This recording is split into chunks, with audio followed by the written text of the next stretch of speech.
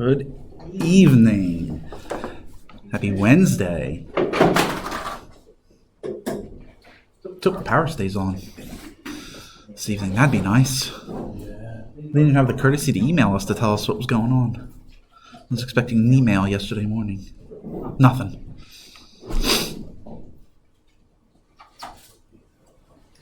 Disk method today.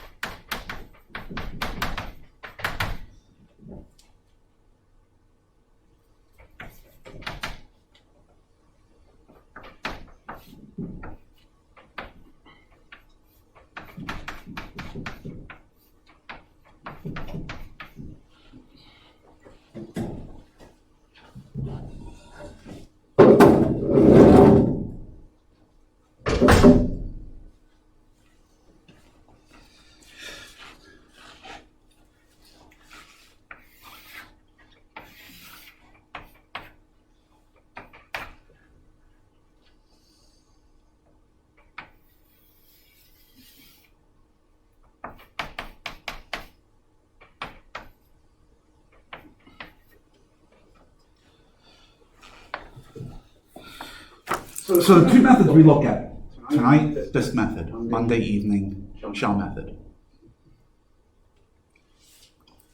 Used to calculate volumes of solids known as a solid of revolution. A solid of revolution is any solid that can be obtained by rotating a specific region about an axis. That axis is called the axis of revolution. Right?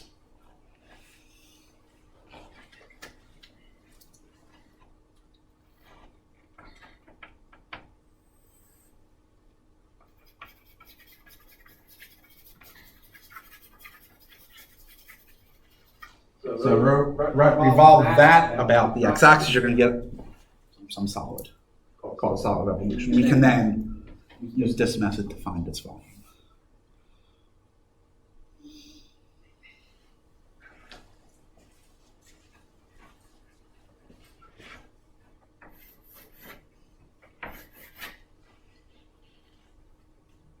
Function has to be positive, has to be continuous.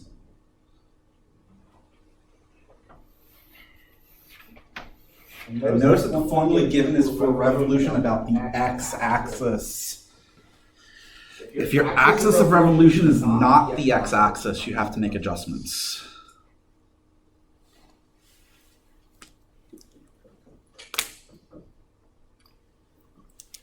So here's how I typically look at it.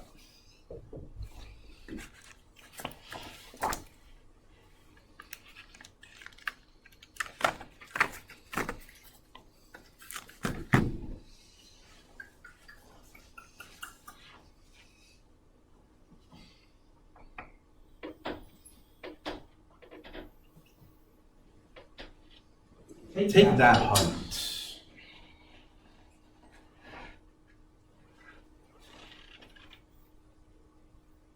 Call it R, it's the radius.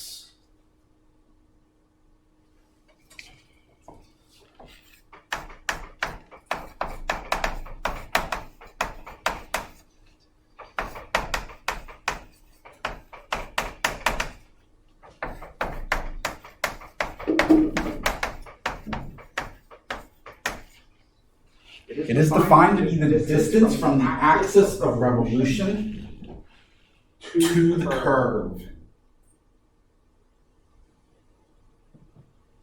Using that notation, which is the notation I typically use, volume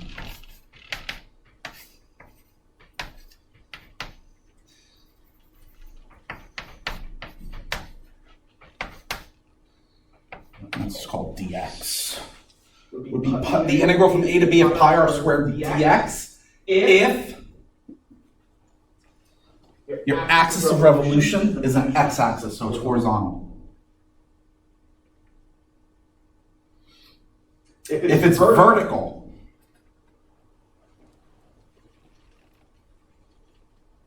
it would be dy.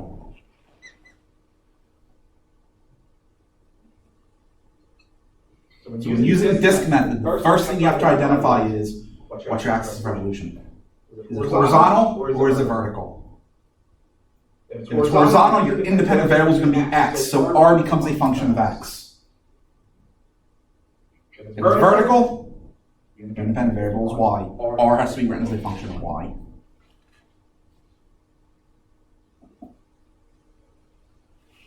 Notice, of course, in this case where it is the x-axis, r is just f of x. Right? Distance from here to here, and the x-axis to the curve is just f of x.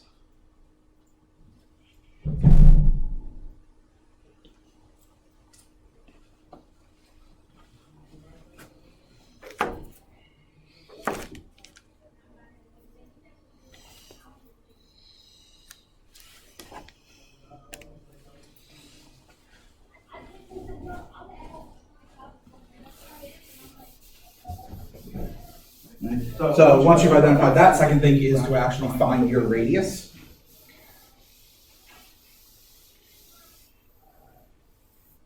Plug it into the integral and evaluate it.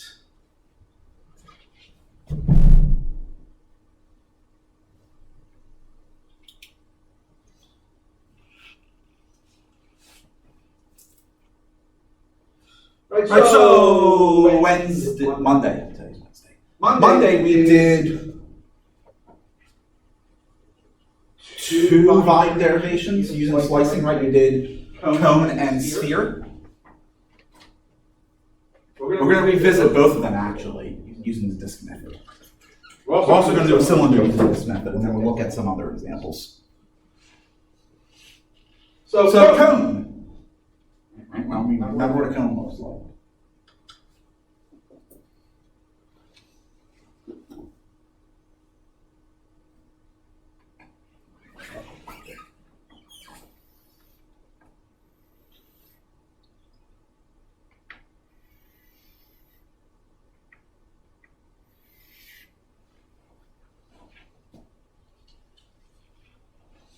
Not right. That is a solid of revolution.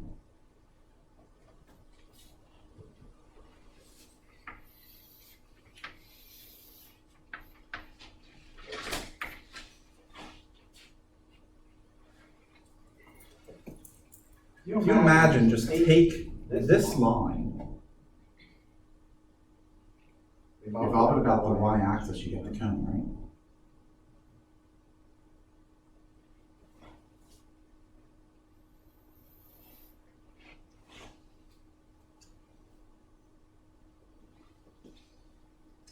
Has height h, radius r, right?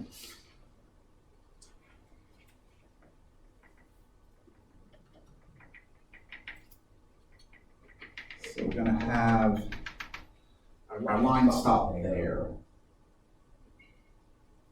Obviously, the line will continue on, but we're only interested in this region. So what would this value have to be?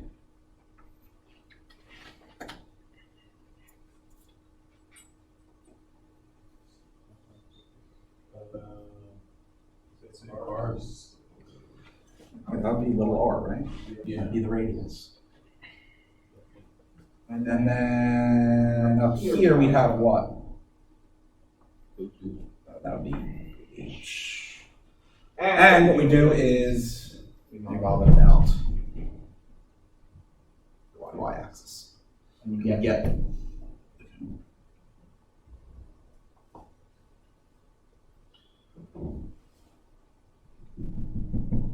what's that line?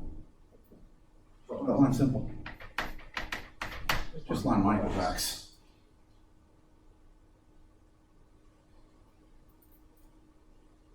I'm sorry, isn't the R and A the way from different ways each other or no? Mm-hmm. R H and R there's no spots. Yeah, there's no x spots. But just getting, imagine you're rotating about the y. So I just for the height. Yeah, h is the height, right? So if you revolve this, so imagine this is rotating about the y-axis. Oh, about the y. Yes. Oh, but I thought we were doing No, not the x. We're doing about the y. You're right. If I was going to do it about the x-axis, they would switch. And because actually, I was going to bring that up. There's nothing wrong with doing it about the x-axis. You get sideways cone in that case, right? Still cone, same volume. Then yes, this would become h. That would become r if you're doing it about the x-axis.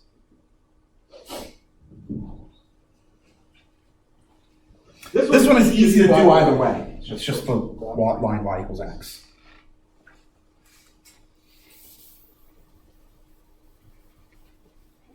Alright.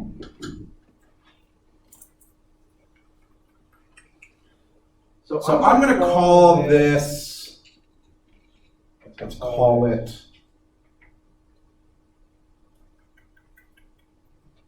call it R naught, right, to distinguish it from this R.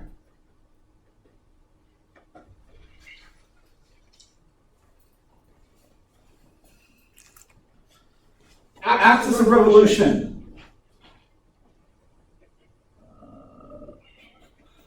Actually, I wouldn't be doing this region here, would I be doing this region?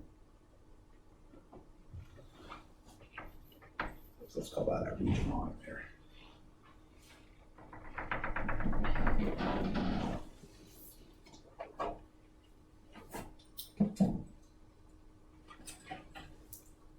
R naught is the distance from the axis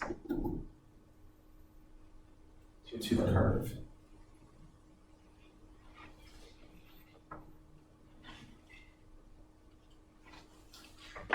What's that distance?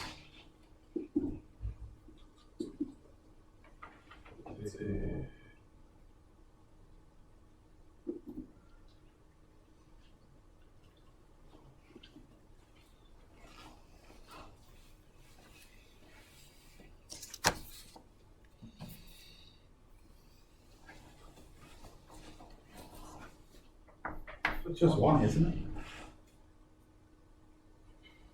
It would be g of x. But g of x is y. I'm sorry, it would be g of y.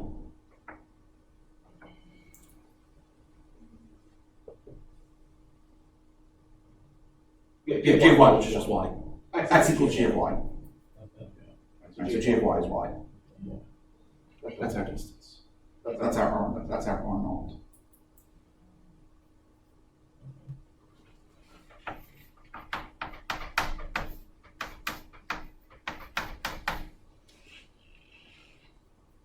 Pi is a constant, so I can't factor it out. R is y. So r squared, y squared, dy. What are the limits of integration? H. 0 to h.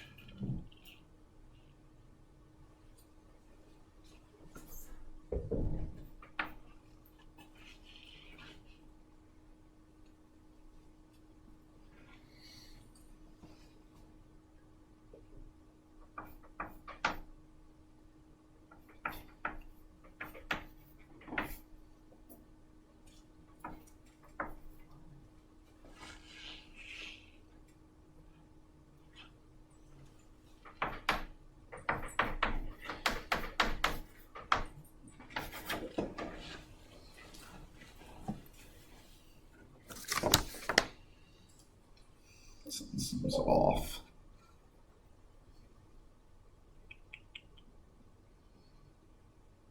Yes, something is off.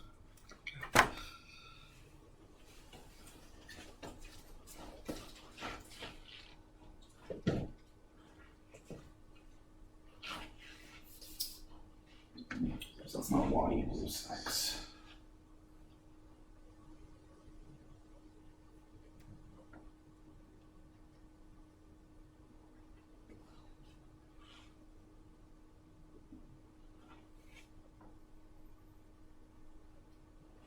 That would be our ending point. Our h. What's the slope of the line? Y is over run.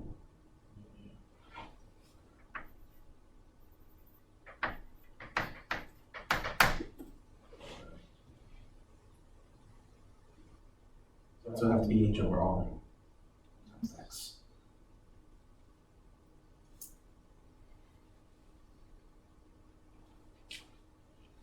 I'm going to change this by a constant. It becomes r over h times y.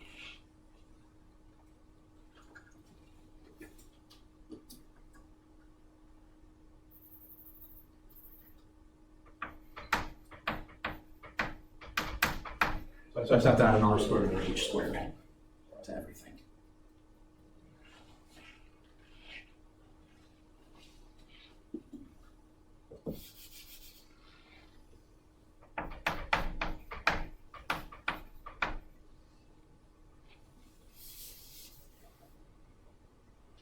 That's better. Now it looks more like what it should be.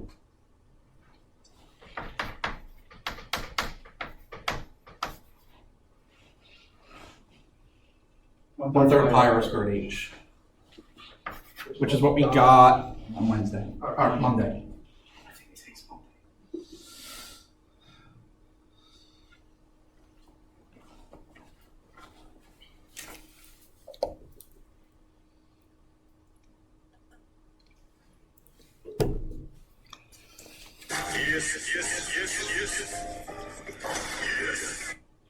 Not an important message. Professor, this pretty case, you might find it wrong by finding the area by triangle 0 hy and then multiplying by the length of the like circle on top. Well, not length of the circle. Like you take h, y is the radius, and like take a triangle over the base of the cone.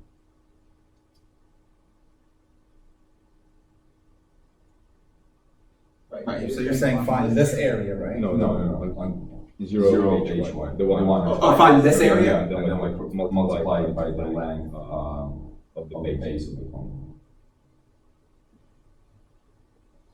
So would it be the length of the base of the cone, because that doesn't really have a defined length? You're thinking about this base here, right? This length? Yeah. So the radius of the cone, the radius of the base, yes, you could do that. Okay. Because volume is area times the height. Right, so you typically wouldn't.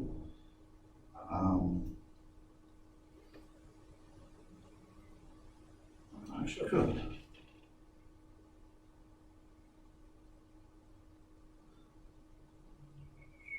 No, you wouldn't typically do that. Typically what you do is you calculate as area, the area of the base. So you calculate the area of the circle, and then multiply by the height. But in theory, yes, you could actually find this area, and then multiply by that radius. So that would also. So we can do like This would be, because this would be what, 1/2 RH? Yep, like kick in. Go.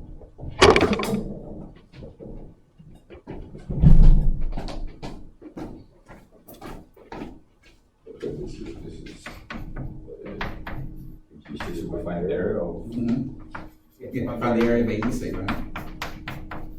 And then we say that we find the specific radius, so that area of the base of the 22 yard. And then we'll like spin this triangle. You said this is the area of the base? This is the circumference of the base. length, yeah, circumference of the. Okay, so that's what you're talking So about. we take the triangle and then like we spin it. So we multiply by 2r, saying that r is BC. I don't think that would work, because the area is 1/2, Okay. right? You're not gonna get 1/3 out of that. Just like looks like it makes sense. Yeah, so the reason is because this isn't actually a triangle here, right? This is more, it's triangle-ish, but it's not actually a triangle, so that wouldn't work. So it's not exactly 1/2 RH. Because of the fact that that's curved, not straight line.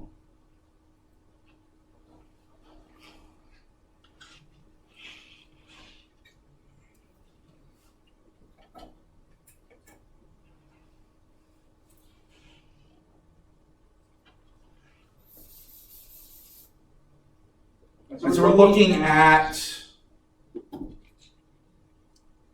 a cylinder. Okay, so again, cylinders are also not what you're thinking of.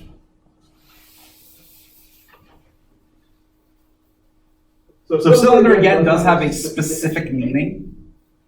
You'll study that in Calc 3.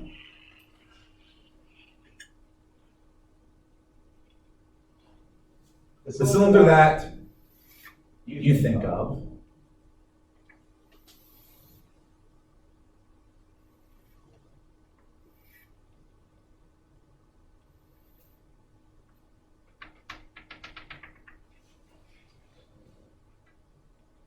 it's a right circular cylinder.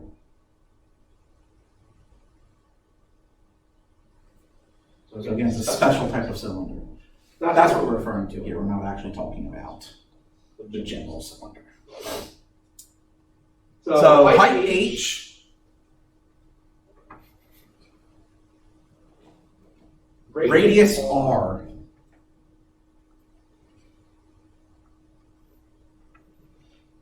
So because it's a cylinder, we don't say radius of the base. The cylinder itself has a radius because if you imagine a line connecting center of the top, center of the bottom, that divides the cylinder perfectly in half. So any line you draw from that center outwards to the cylinder is also R. So it's just radius.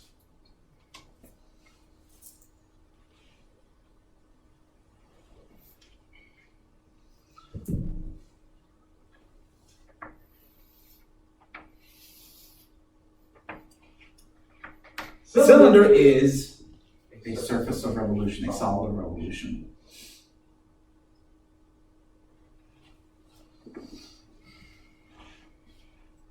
So again, doesn't matter, you can draw upright, draw sideways. So suppose in theory you could also draw it at any diagonal angle if you wanted to. I don't know why you want to do that, or maybe a little bit harder, but you could.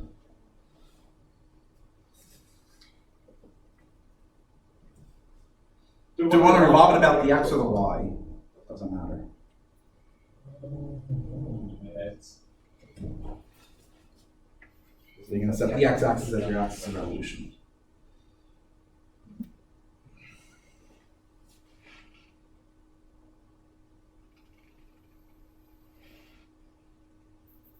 Cut it off.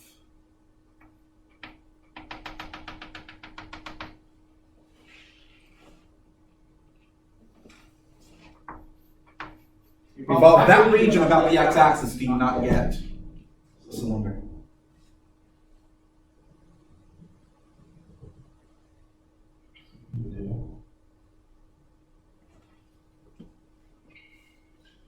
What is this value for x. So how far out does that extend? R.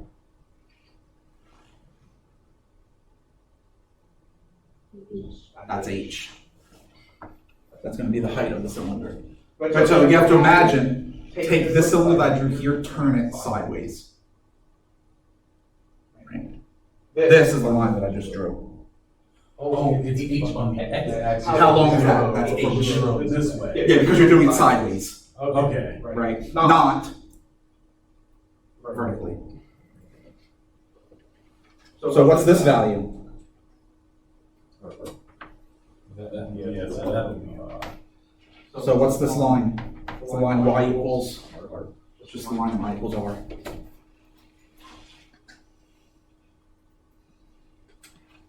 So again, I'm going to use R naught to distinguish between the radius of the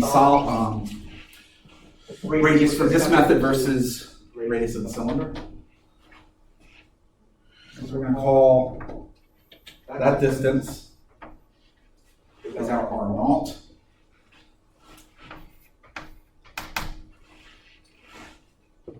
Which is what?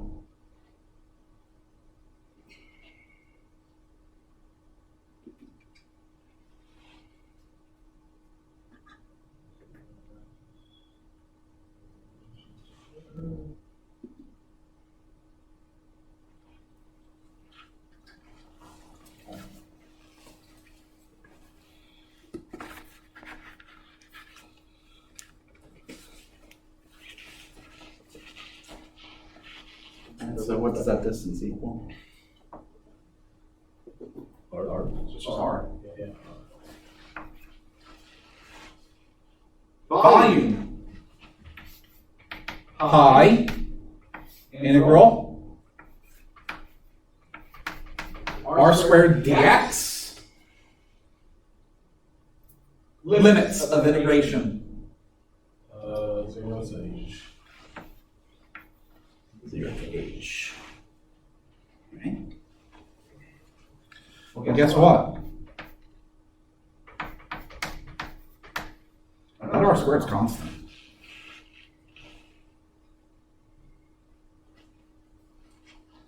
What we're going to have is an integral of this form.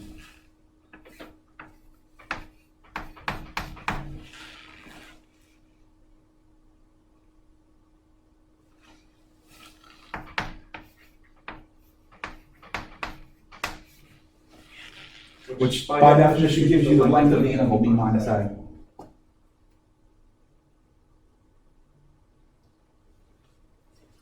So what's the length of the interval 0 to h? It's just h, right? Yeah. So there's the volume pi r squared h. That's the volume of the cone. So that L and then brackets A. Yeah, this is the the functionation for the length of an interval. And that's the same as B minus. Yeah, that's b minus a. Okay. I write it this way because I typically, especially when I move on to Calc 3, I don't write this. Oh, okay. I write this.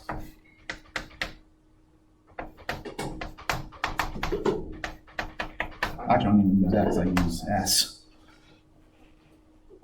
Okay, but that's what it needs. B Yeah, it's the same thing. Okay.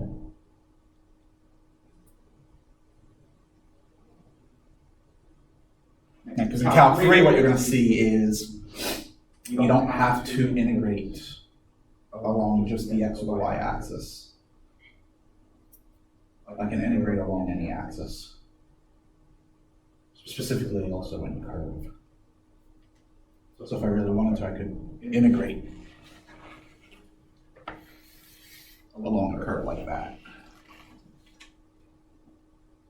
And that's where that notation comes from.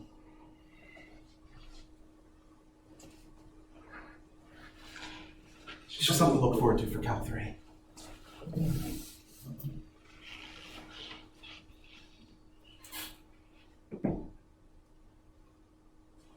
If you remember your geometry, that is what geometry gave you as the formula, as the volume.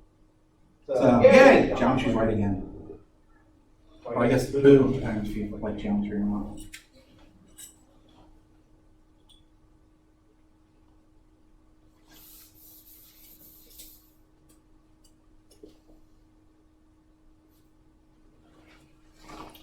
Why did you close out of that?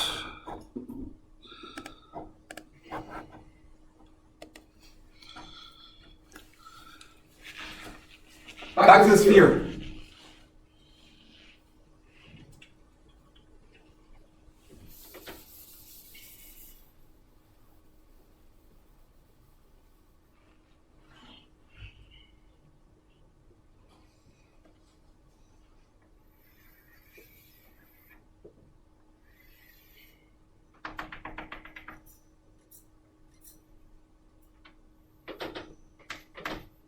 I'm going to use big R. Yeah, they use big R. Sphere of radius R.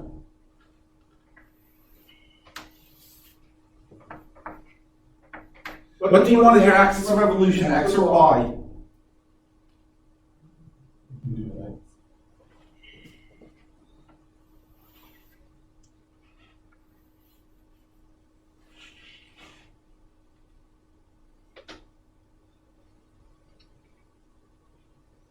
Well,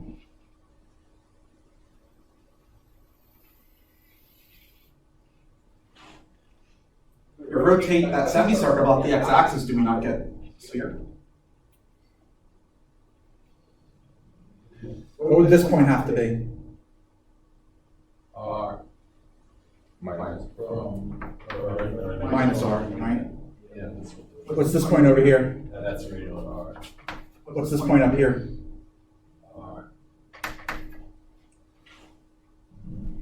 What's the equation of that semicircle?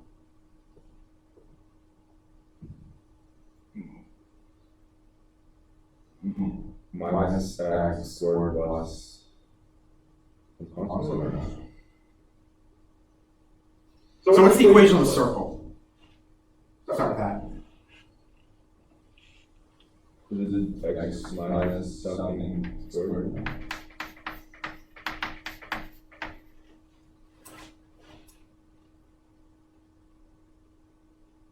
Circle set at the origin of radius r, x squared plus y squared equals r squared. Technically,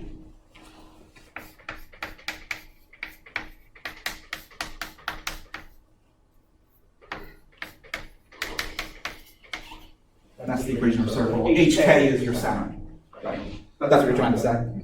So, if it's the origin, h and k are both 0, so you just get the simplified x squared plus y squared is r squared.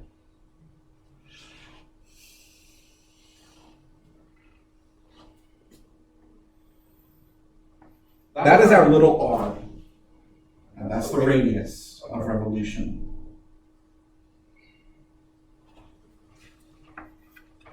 So what does it equal?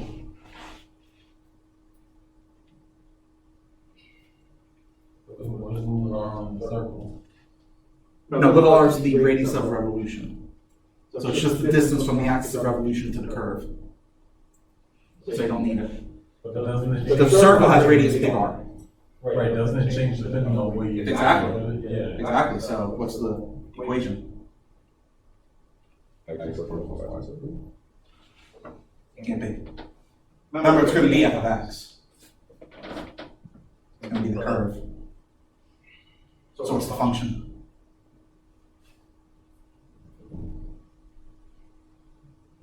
It's solve for y, don't you?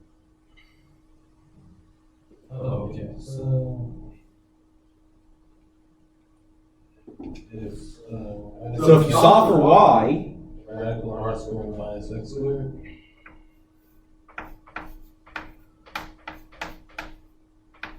y.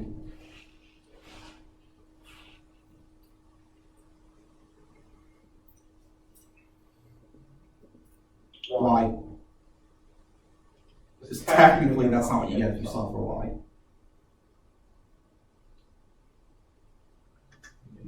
Technically speaking, you can't solve for y.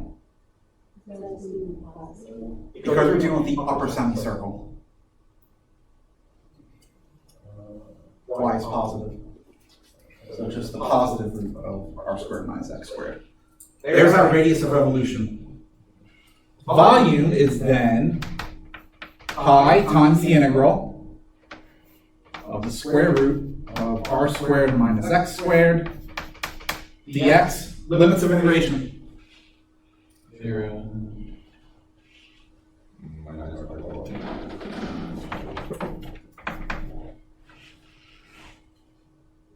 However, isn't this symmetric?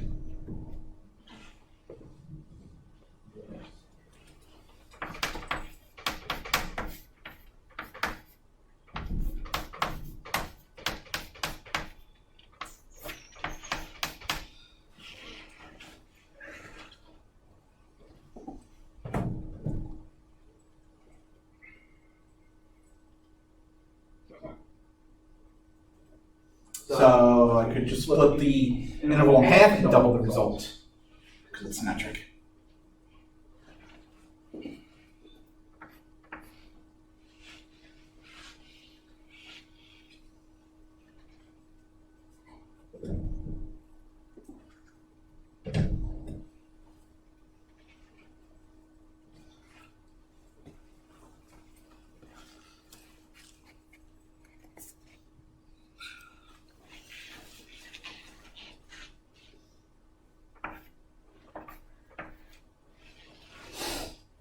Square the radius.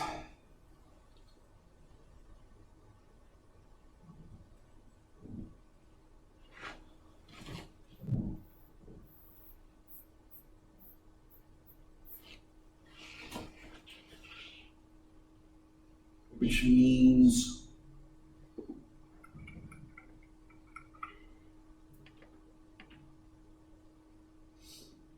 can't use this to determine symmetry, but that is still symmetric.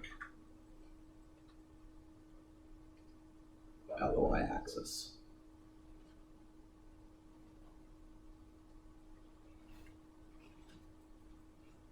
Why is the one thing squared? Because the radius is squared.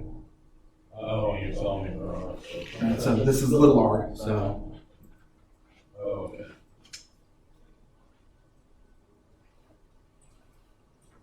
right, so this is even.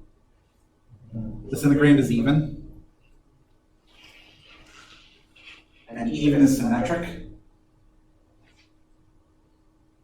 About the y-axis. Or specifically about the vertical axis. This is symmetric about. Yeah, it'd be symmetric about the midpoint of minus r to r. Which is 0. So that's why I can still double it.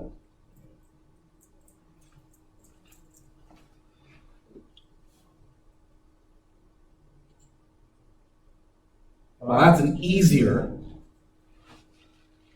angle to evaluate.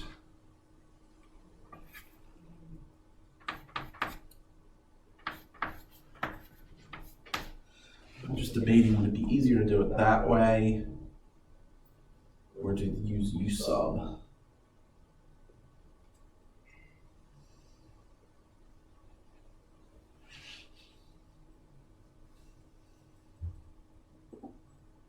Is R squared a constant? Big R squared is a constant, yes. Okay.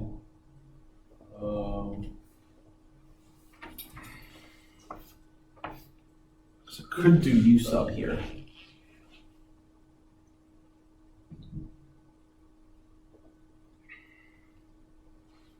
I don't think it would make a difference.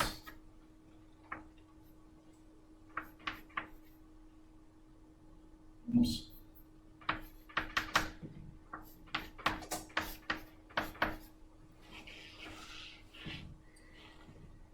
Two pi r squared x would be the first one, right? From 0 to r. And then this is x cubed over 3, so you get 2 pi over 3 x cubed from 0 to r.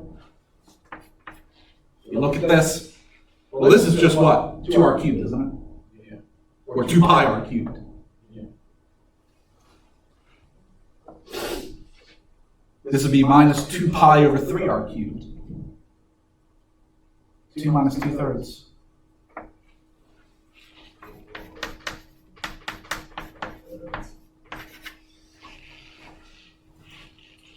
Or 4/3 pi r cubed, which is the volume of the sphere.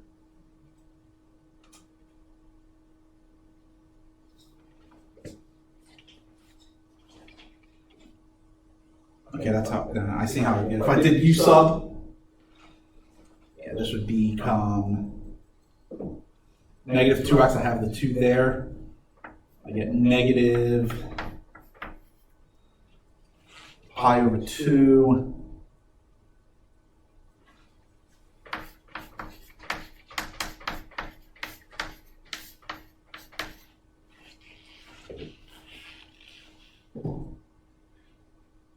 Times that.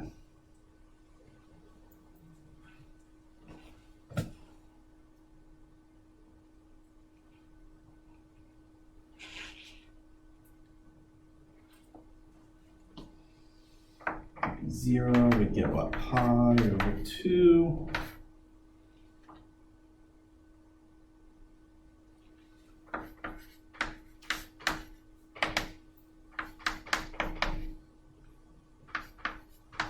Give me pi over 2 times r to the 4th. You'd have to then finagle one of your r's.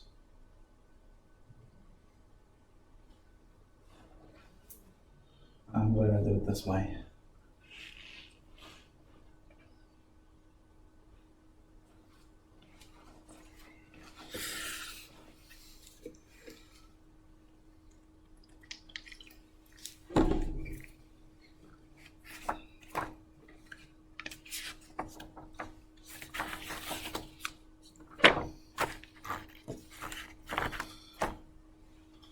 Let's know how to get 4/3 pi r cubed out of that. That's interesting. I have to look that up. And I suppose you really wouldn't do U sub on that anyway, theoretically.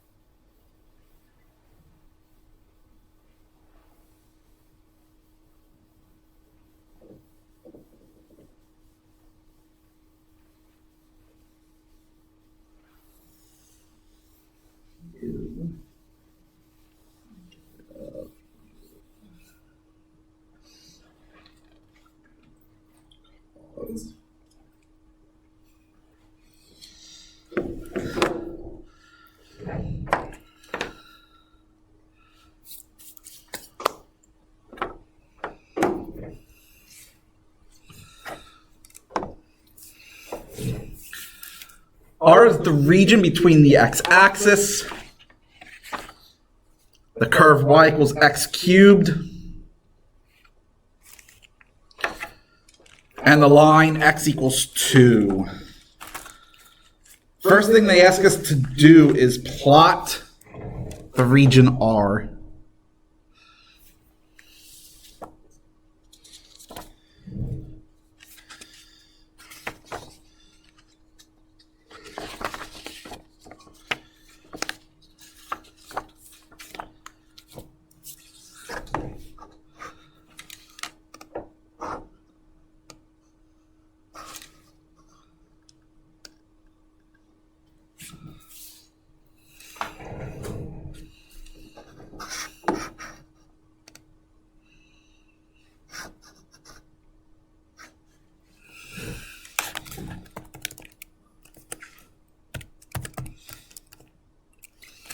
Actually, don't need to do that.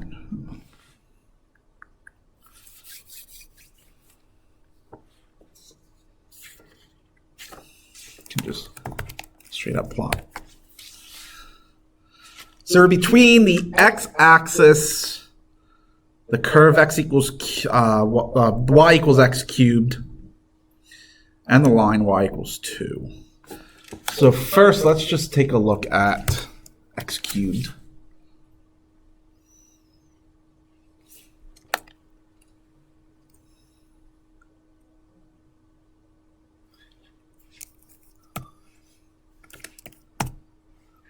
I don't know. Minus 5 to 5.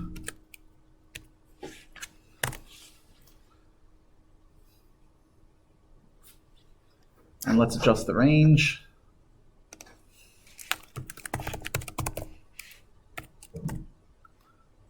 Be the same thing.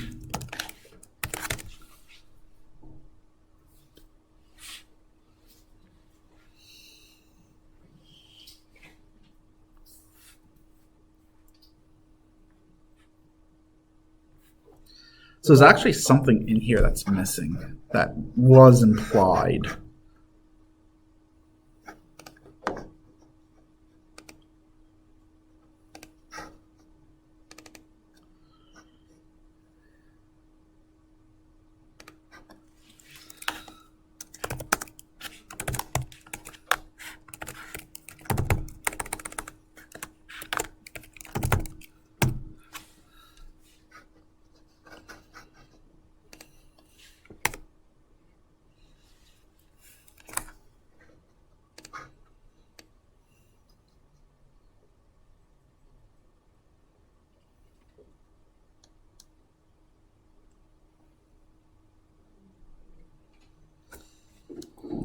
That's what I want.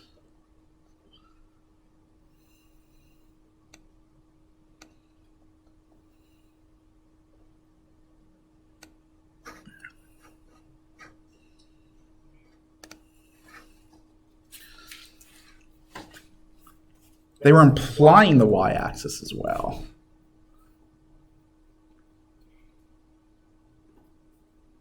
I'm going to explicitly put it in there. Why is the y-axis implied?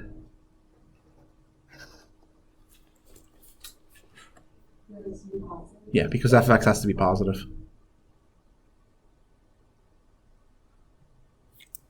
It actually doesn't.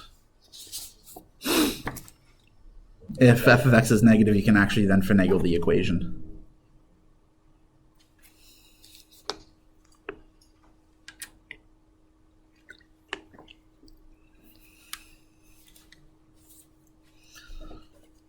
So, looking at this region over here, right?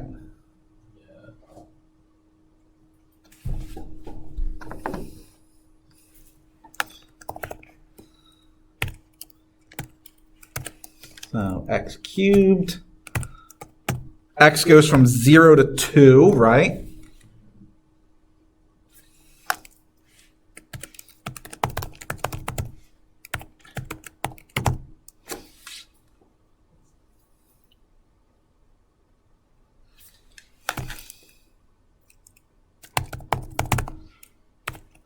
I'm actually going to shade the region. So we want the shade, what, between the curve and the axis. Up to 2, right? Well, I already did up to 2. Okay. So notice one of the options is axis. That will just shade between the axis and the curve.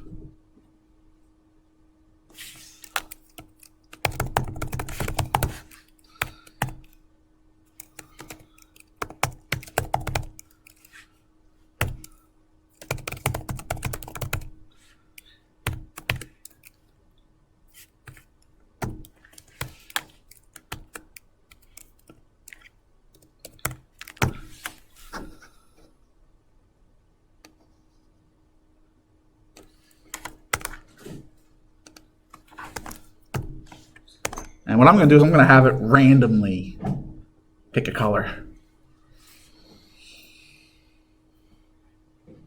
That's the excitement. Now what I should probably do before that is...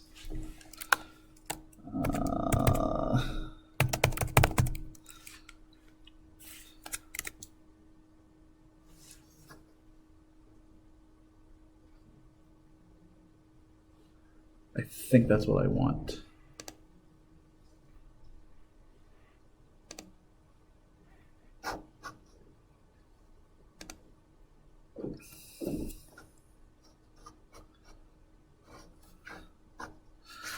Let me actually just double check that that is indeed what I want. Pretty sure it is.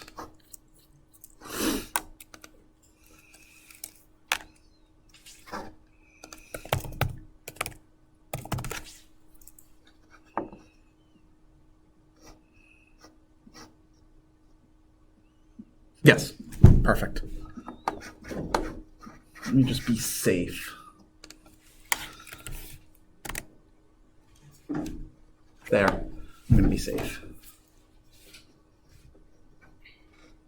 Put those there. I think that worked. Right, so they call it a random number generator, right? Is it actually random? Why? It's following some sort of algorithm. The correct name for it is pseudo-random number generator. The randomness is determined by the seed. If I were to just do this and not set a seed, it would use the default seed every single time I restart it. So I'd run the random, it would spit out, the integer. If I then reset the kernel and rerun it, I get the exact same integer because it's the exact same seed. Seed random, you can then set it to be any seed you want with numbers. So does this mean like if you don't do that the first time it's random, but then when you do it again and again, it's just going to keep picking the same number it already picked? Only if you reset the kernel. If you reset the kernel. Yes. Right, because it's going to follow this default seed. So if I run it 2 times, I'm not going to necessarily get the same number. But if I reset the kernel and then do it again, I'm going to get the exact same pattern as I got before because it's following the exact same seed. Okay. By setting the seed, I can guarantee a different outcome unless I set the exact same seed. So I can set the seed to be whatever I want. Doing it this way, where I just leave this empty, it's not picking a random seed. What it does is it uses the date and time on your computer as the seed. So, in theory, you're never going to get the exact same seed. Well, I mean, unless you do it on the same day. Different time, though. So if I run seed random again, I'd get a different seed because the time's changed. Unless you do it within a minute when you do it. Who says it stops at minutes? Oh, it goes fast. Okay. Who says it stops at seconds? Wow. I actually don't know how far down it goes. Does it tell me?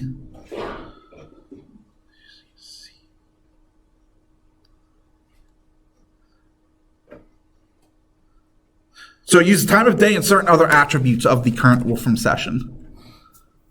So I'm assuming date's going to be in there. Because it's not going to give you the same seed. So this is just to improve the randomness, let's say.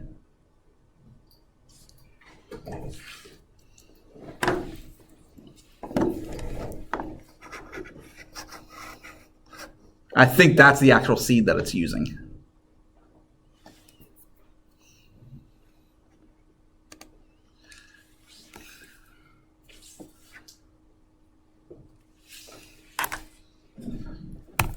All right, so there's how it's going to pick the filling.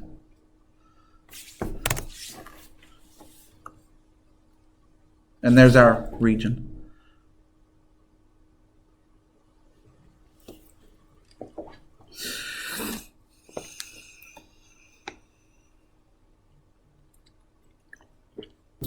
Mind you, if I re-execute this, the color's going to change.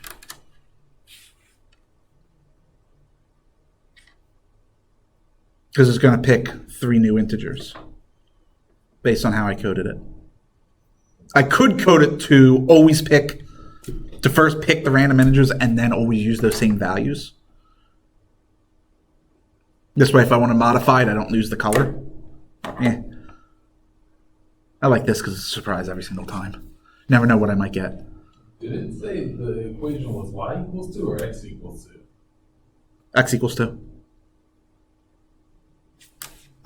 Okay.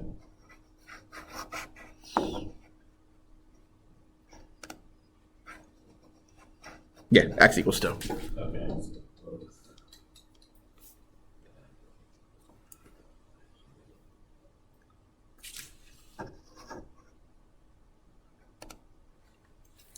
All right, so mind you, the color that you're seeing on the projector is not what I see on my screen.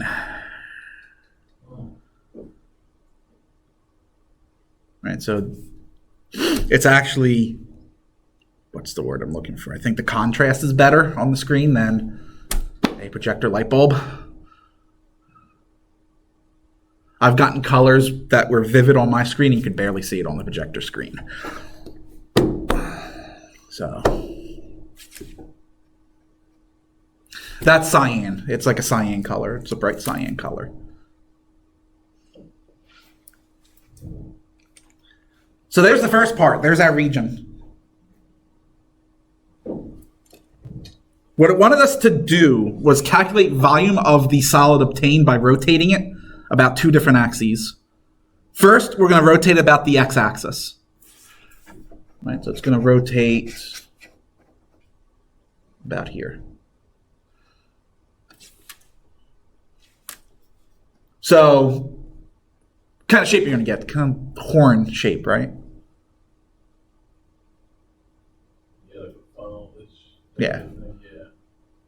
Like an old war horn that were blown to supposedly intimidate the enemies. Yeah. If you rotate about the y, what are you going to get? A bowl. Yeah, it's going to be like a bowl, isn't it? Well, about the y-axis.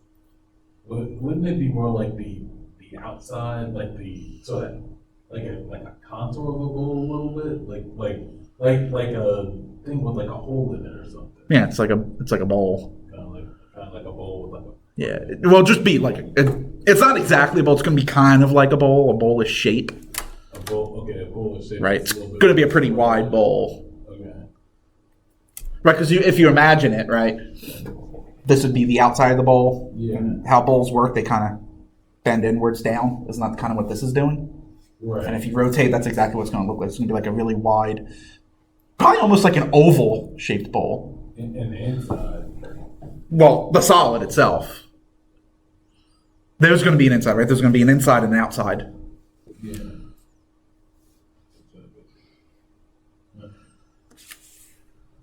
So we should get two different volumes, right? Because it's not the same shape.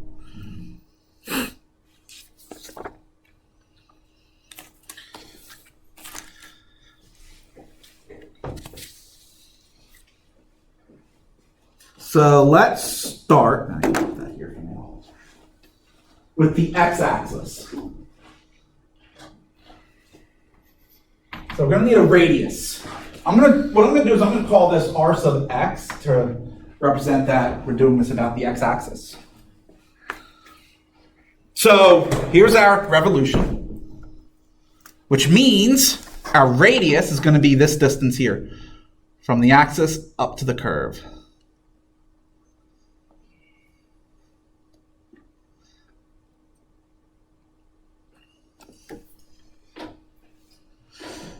What is that distance? X cubed.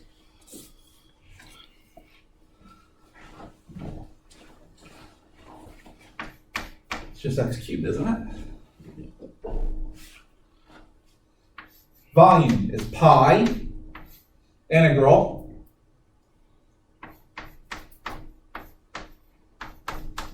x cubed squared dx. What are the limits of integration?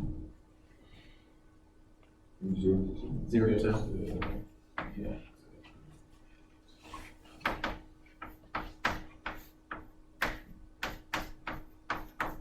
Well, that's just what? Pi times the integral of x to the 6th, right? Yeah. Oops, I don't need integral anymore. Antiderivative of x to the 6th. 1/7 x to the 7? Yeah. Or x to the 7 over 7. Pi over 7, x to the 7th. What's 2 to the 7th?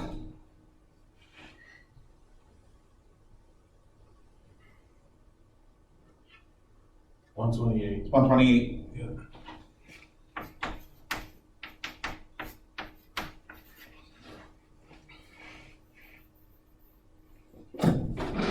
That volume is 128 pi over 7.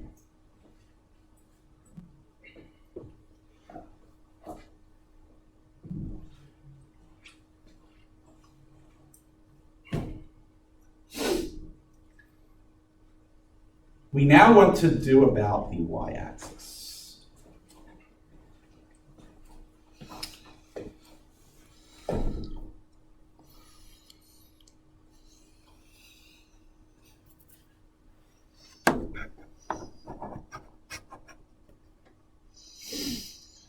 Right, so we're rotating about here.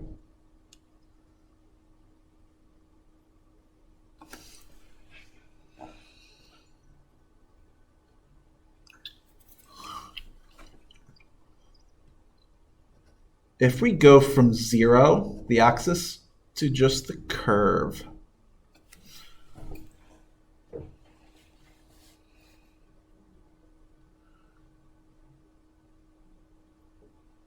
that doesn't even cover the region.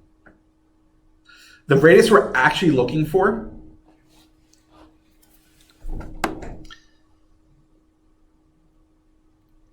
is this radius here. So it's from my curve to 2. Not necessarily.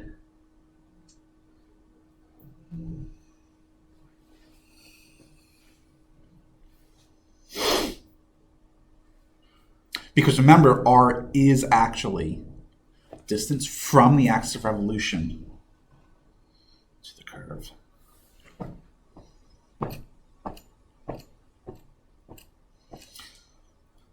Well, imagine This this. is going to be negative. Imagine this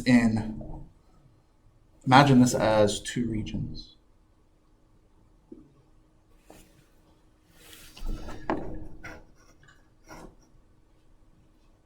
X equals 2 is a function of y, right? So we can go from the axis of revolution to 2. That's 2. That's one region, right? So that region would be a rectangle, wouldn't it? Yeah. To get this region, wouldn't you then just subtract out this region here? That's called the Washer method. Our region is actually bounded by 2 curves in terms of y, isn't it?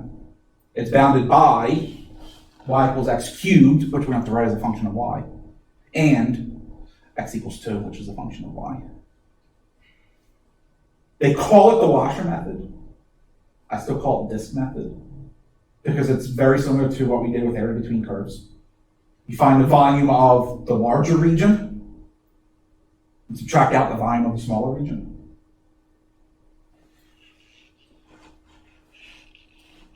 Which means we have 2 radii we need to find.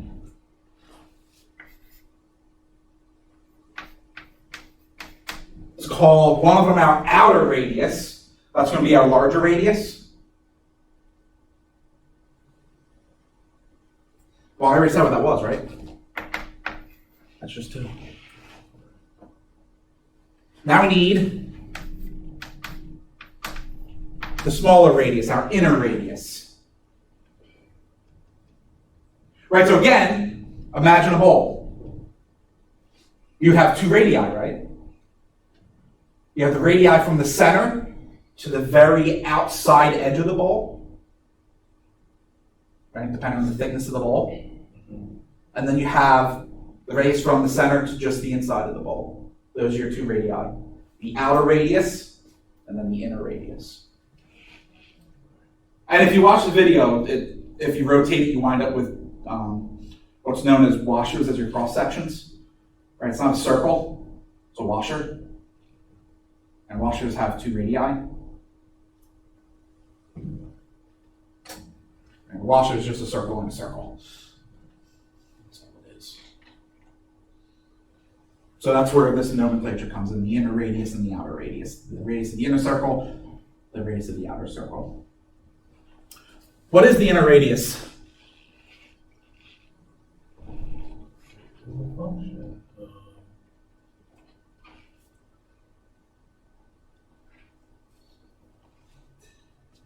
Would it be? What's the other one? X cube. Would it be a cube root? Cube root of what? Right. Y, yeah. Alright is y to the 1/3.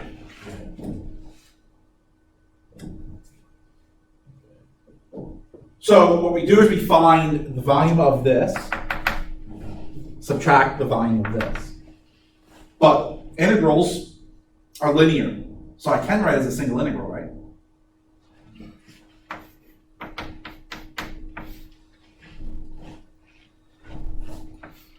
It now becomes the outer radius squared minus the inner radius squared. Right? This would be the outer volume. This would be the inner volume, and you subtract them out. What are the limits for integration? 0.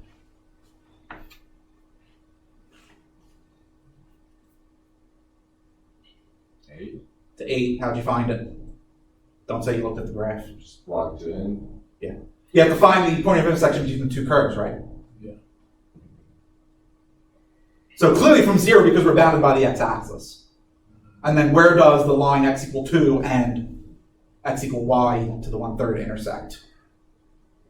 Right? Y to the 1/3 equals 2, so y has to equal 8. Yeah. 0 to 8.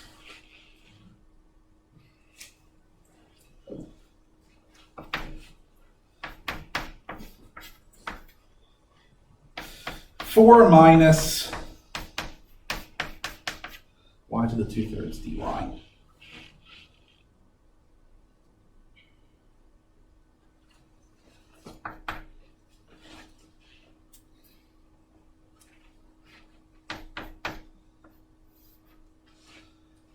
What's the antiderivative of 4?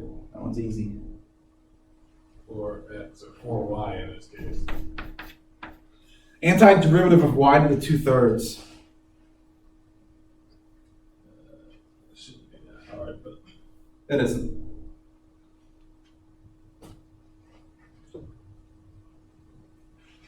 Y to the power of 5 over 3 over 5 over 3. What's 1 over 5 over 3?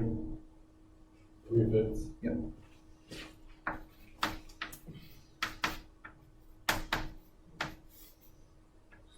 That goes from 0 to 8. So here's how I think of power rule. Instead of going x to the n plus 1 over n plus 1, I do x to the n plus 1 times the reciprocal of n plus 1. Right? Because then if it's a fractional exponent, I know just flip it. That's how I think of it. Oh yeah, because if you add 1 Right, to because 2/3, it's y to the 5/3 over 5/3, but 1 over 5/3 is 3/5. So I think in my head as reciprocal of 5/3, 3/5 times y to the 5/3. right. That's just how I think of it.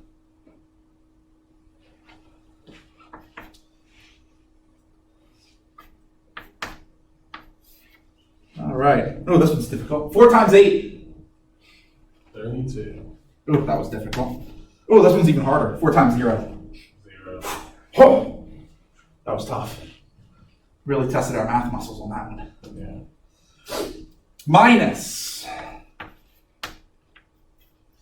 3/5 times 8 to the 5/3.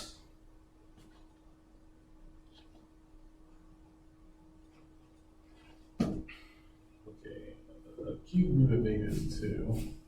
And then we're going to, that's the 5 to 32. 32. Yep. And that's exactly how I do it in my head. Cube root of 8 is 2 to the 5th, 32. So 8 to the 5/3 is 32. Yeah. 32 times 3. 94. What's 0 to the 5/3? 0. How'd you do that so quickly?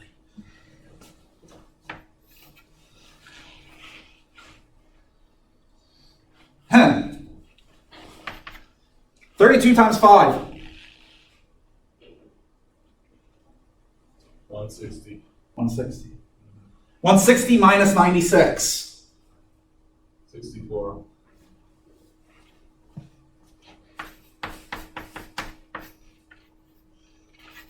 Our volume, 64 pi over 5.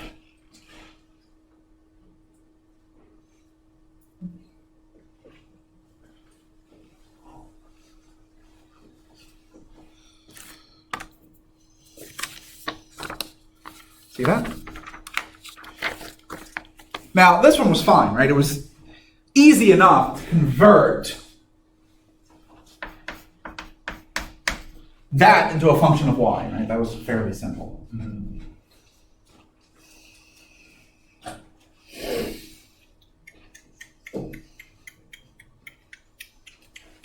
What if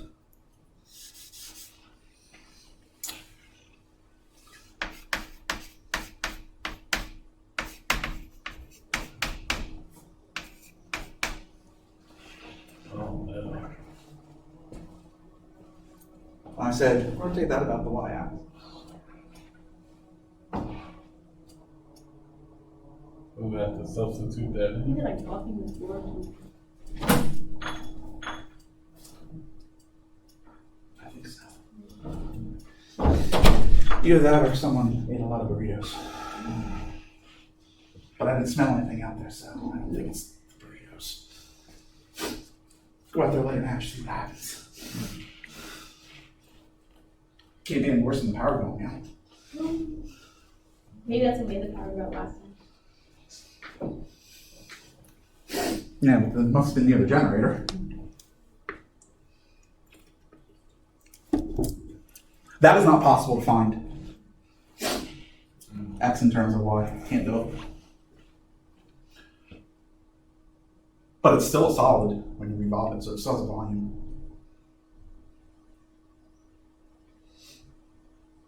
I guess that's why there's two methods, disk and shell. We will come back and revisit this problem when we do shell method on Monday.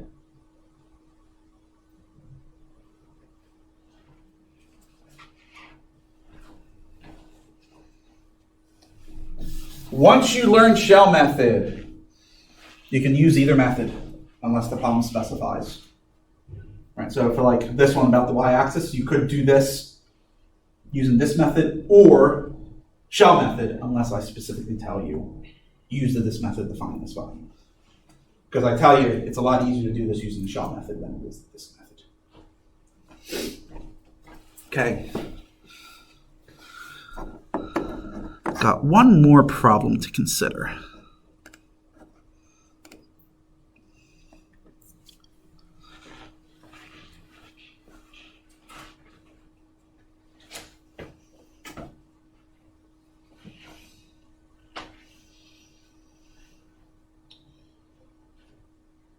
Volume of the solid obtained by revolving the region bounded by the parabola y equals 4x squared and the lines x equals 0, y equals 16 about the line y equals negative 2. Notice it's not an axis this time.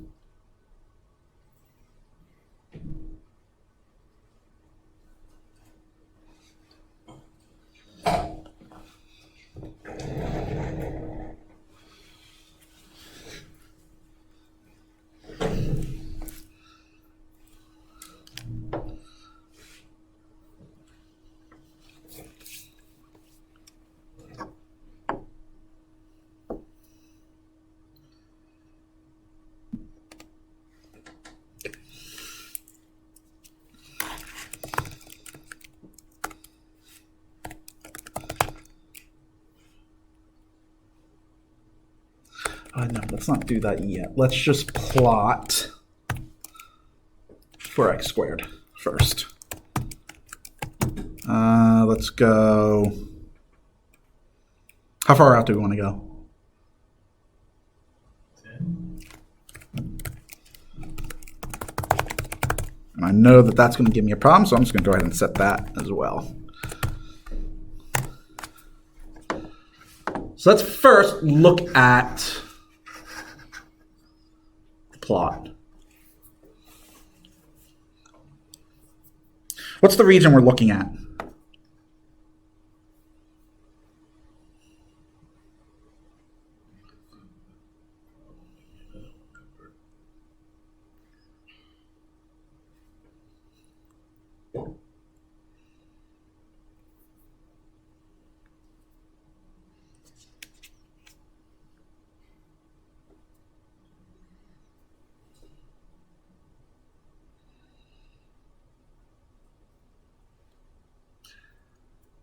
So the region actually is not even displayed.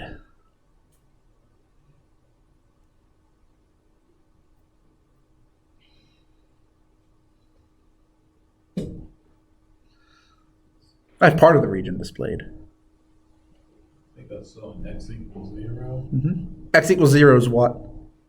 the origin. Or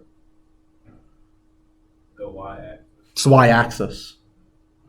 So we're bounded by the y-axis, the parabola, and the line y equals 16, which is up here.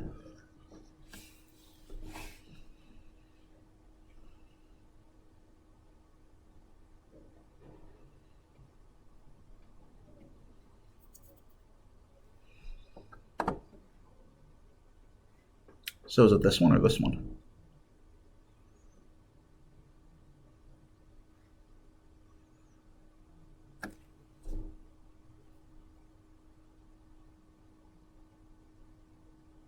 I would assume it's to the right. Since it's All right. negative signs. Show of hands. Who thinks it's the right region? Come on, raise your hands high. Who thinks it's the left? Oh dear, everyone has to vote. So let's try that again. Right side. Oh, no. Left side. And he's asleep. 3. Those who picked wrong get shot. Congratulations, nobody gets shot. Because it doesn't matter what side you use. Oh.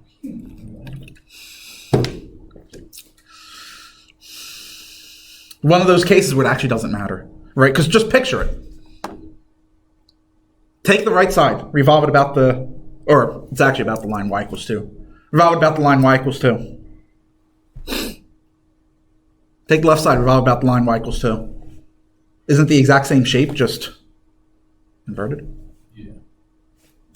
So it's going to be the same exact volume. So it doesn't matter.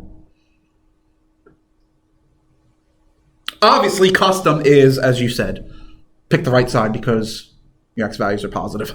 Yeah.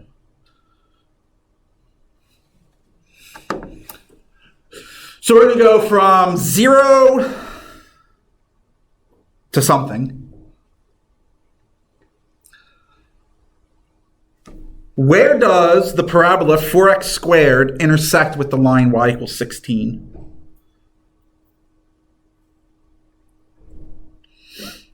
Two. At 2. So 0 to 2 is our interval.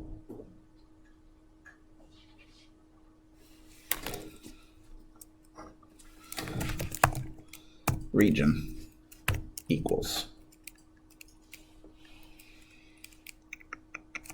So we're going to plot 4x squared. Actually, I'm going to plot 2. I am also going to plot the line y equals 16 just so I have that line on the graph. We know x has to go from 0 to 2.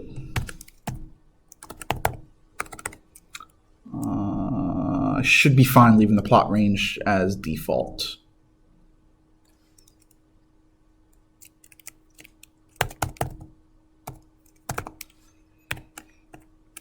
So the region is between two curves, right? So filling is going to go 1 to 2, right? So that's going to tell the shade between the two plots. Filling style.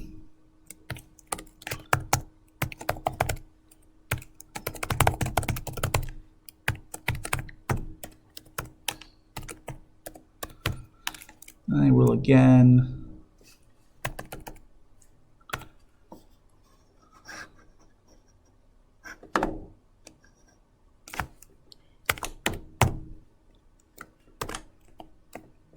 just let it choose the color for me.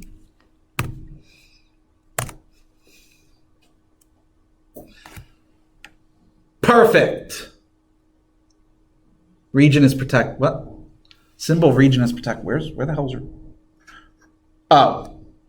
Okay. Well, let me do this. So I'm going to get a different color, which is fine because I forgot something.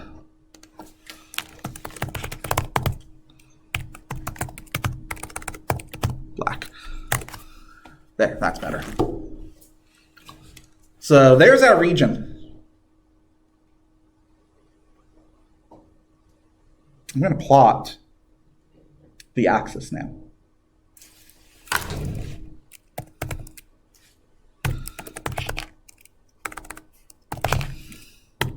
So line y equals -2, right? I'm going to keep it from x equals 0 to 2, but I am going to change my plot range. Let's go -2.1 up to 16. Plot style.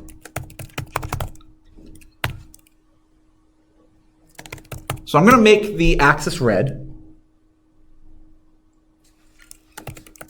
I'm also going to make it dashed.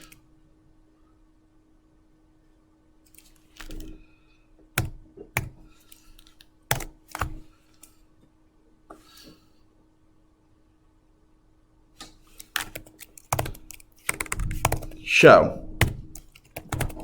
Now remember, the first one you list is the main axis. So I want to show the region on the second one. Right? Because the region, I didn't go down that far.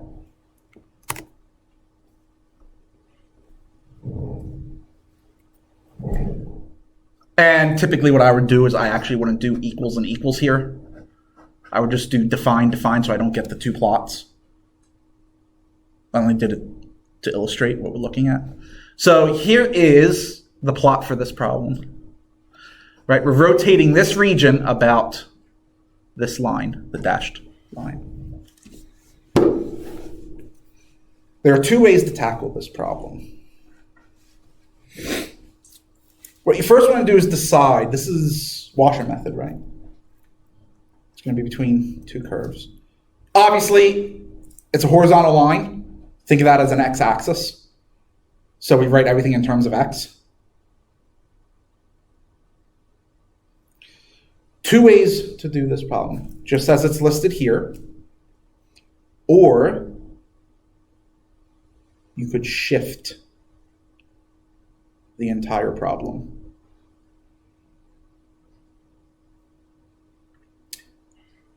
Since the disk/washer method has to be about the x-axis, if I just shift the axis of revolution up 2 units, don't I get the x-axis? Yeah. So then just shift the region up 2 units. Obviously, your function is going to look different. Right? It wouldn't be 4x squared anymore. It'd be 4x squared plus 2. And the other one wouldn't be 16. It would be 16 plus 2. But now you have an x-axis.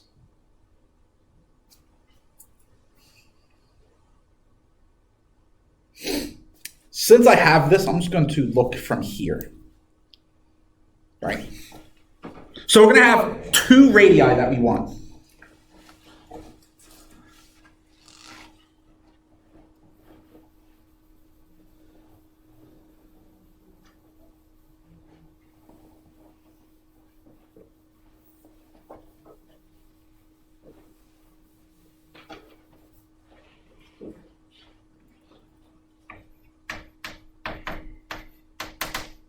Right, we have an outer, we have an inner. The outer radii, wouldn't that be the axis of revolution up to 16? Yeah. But that would be 18, wouldn't it? Would be 18. Why? Because it's not you're not going from the axis, you're going to -2, so you gotta add 2. Right. So here's how you do it. From the y or from the x-axis to the curve is 16, right? What is the distance from the axis of revolution to the axis? Add them together, you get the total distance. So outer radius 18. What's the inner radius? Rho squared plus rho. Oh, wait. But isn't that exactly the same as if you just shifted the entire problem up by 2 units? Yeah. Doesn't matter how you do it.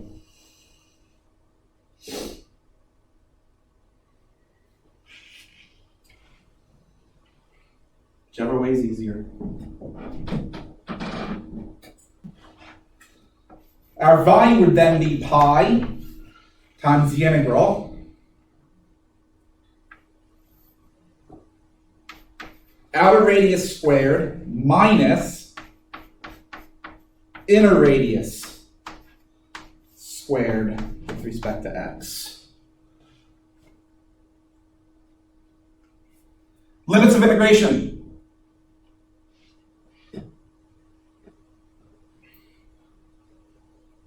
Zero to two. 0 to 2.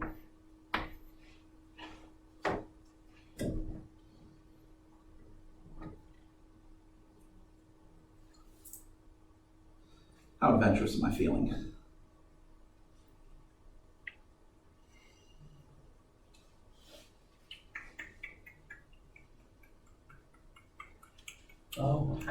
How do you know it's zero? How do you know that they're, I guess because it has something to do with going about the x-axis. How would you know it's 0 to 2 rather than negative 2 to 16? Because we're doing the x-axis. Right, it's dx. So you look at the interval along the x-axis. Okay, so if it's x, you look at the horizontal. If it's y, you look at the vertical. Yes. Okay. Right, so remember this is always the independent variable, it's what you're integrating with respect to. Right. So the interval has to be an interval for that independent variable. Okay. In this case, what is the interval for x? It's the x-axis. So we go 0 to 2 along the x-axis. Okay. Does that make sense? Yeah. Another way you can think of it is, think of your radius, right? It's vertical. That radius slides along the region. What is it sliding from? Well, it's sliding along the x-axis, isn't it? Right. So it slides from 0 up to 2. Okay. And that way of thinking is going to be really useful in Calc 3 when you study multiple integration. Oh, okay. But I'll leave that for whoever you get for Calc 3. God, I hope I get Calc 3 in the summer. I love Calc 3. What is this summer? They teach it in the summer. I love Calc 3.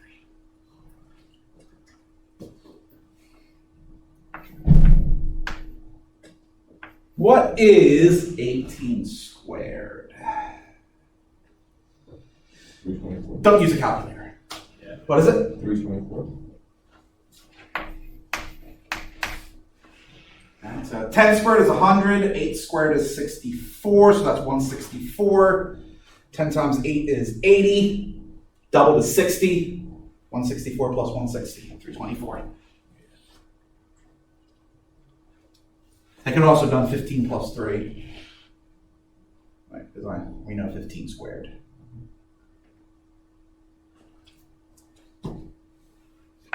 Minus, you have to expand this out. Yeah. 16x to the 4th minus, now remember that minus gets distributed to every term, right? The 8x squared doubled 16x squared, so minus 16x squared. Minus 2 squared 40.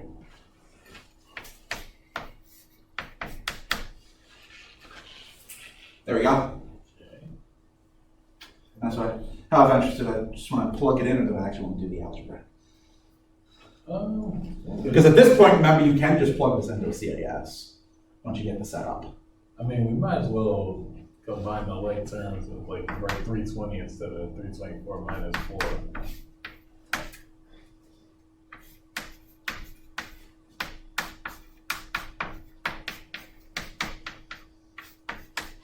And because I have to have my terms either ascending and descending, I also write the minus 16x squared second.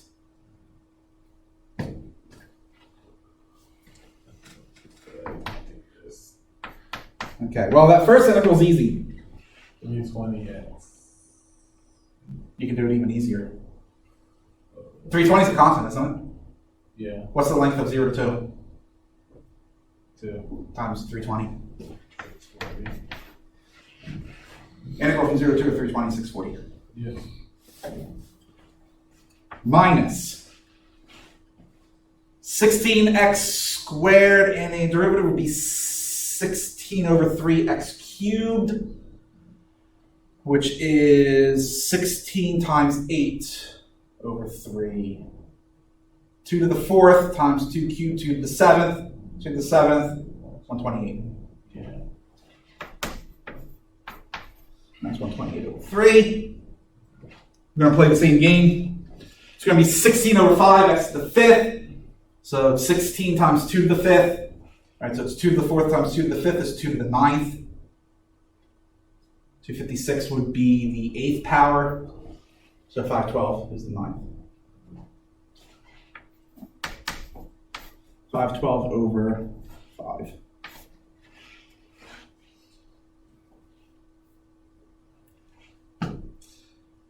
Oh, well, this is where it's going to get really fun.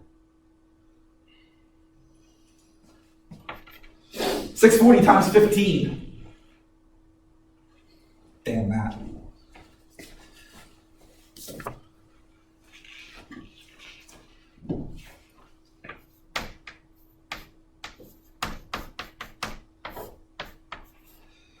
That is clearly 7,424 over 15. It's obvious.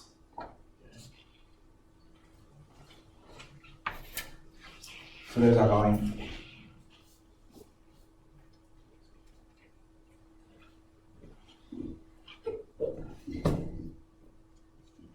Bless you.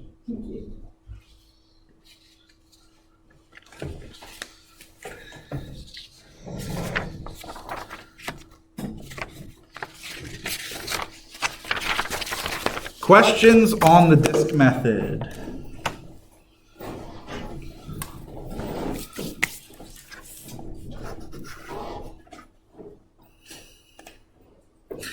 So because of the power outage last time, you didn't get to see the list of assignments.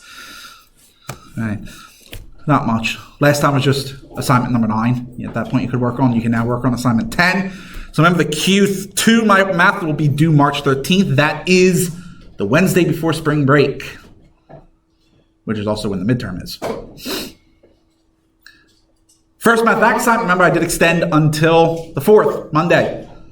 So that will be due on Monday. How's that going? Getting there? I extended it so no one's worked on it yet. I would not recommend waiting until the weekend. Nothing worse than approaching a deadline and your code doesn't work. Now you have to rush to figure out why your code's not working. Guilty.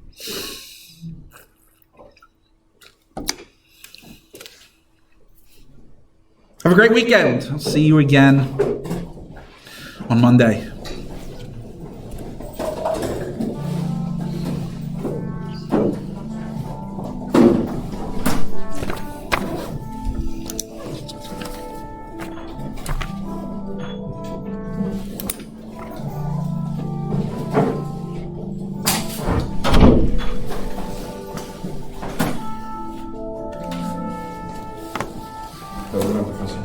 You too. Do you know if they usually offer Calc 3 in the summer in person here, or is it only online?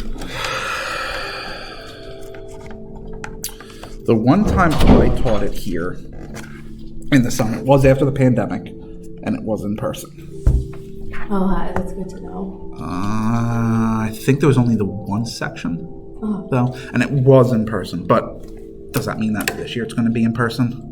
No, it doesn't. Yeah. So I have no idea. Do you know when they normally come out with the summer classes? They should be up now. Oh, really?